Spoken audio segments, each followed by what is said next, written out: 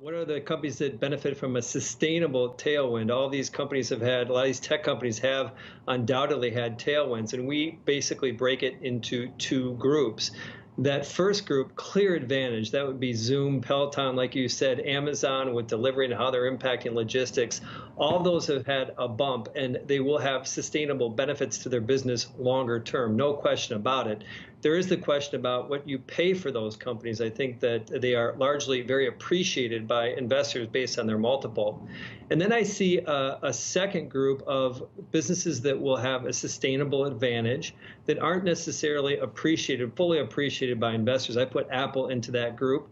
Part of the reason is that this everything that they're doing longer term beyond this, when we think about work from home, for example, when we shift and think forward about wellness and wearables, Apple's going to participate in those segments.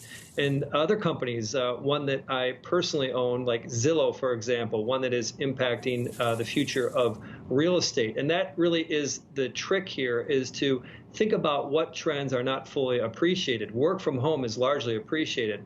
But what's going to happen in the real estate market over the next few years as people rethink where they live, whether it's from big cities to less populated cities or urban environments to more suburban environments?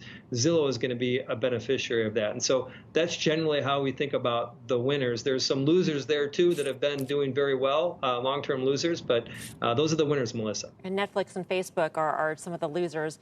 Why Netflix? I mean, if somebody signs up for Netflix, it's monthly. It doesn't matter if they watch for fewer hours a month, really, as long as Netflix can collect that monthly subscription, no? The business is going to do well over the next few years. The streaming theme is powerful. I think that the reason is that it's about the incremental ads, the incremental growth. Recall in the March quarter, Netflix was expected, they had given guidance for adding 7 million subs. They did 15, almost 16 million paid subs. And credit the company for cautioning investors that that kind of bump is not sustainable. And so, again, this is when we think about winners, yes, there's a sustainable tailwind to the broader streaming market. But what's happened with stay at home is not sustainable. I think we're seeing that with people's behavior, and that should have an impact. Even if people keep the service, there is going to be some of those that will incrementally churn off.